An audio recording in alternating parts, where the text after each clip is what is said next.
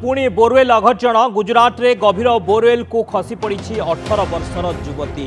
कच्छ जिला भुज अंचल कंडेराय गाँव में थिबा एक 5 फुट गभीर बोरवेल मध्य को खसी पड़ी युवती। युवती को उद्धार करने को आरंभ होईछि रेस्क्यू ऑपरेशन। एनडीआरएफ और स्थानीय प्रशासन सहायतार चली रेस्क्यू ऑपरेशन।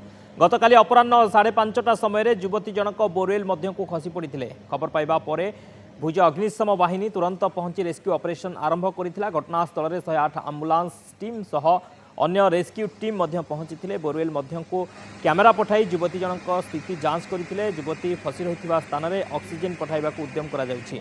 पश्चिम कच्छ एसपी समेत अन्य प्रशासनिक अधिकारी घटनास्थल में उपस्थित अच्छा। रेस्क्यू ऑपरेशन में एनडीआरएफ एवं एसडीआरएफ टीम मध्य मुतयन होइछन्ति। घटनास्थल में बीएसएफ अधिकारी को डका जाइछि। तेबे बोरवेल मध्य युवती अवस्था किपरि अछि से विषय में कौन सूचना मिल पारिनी।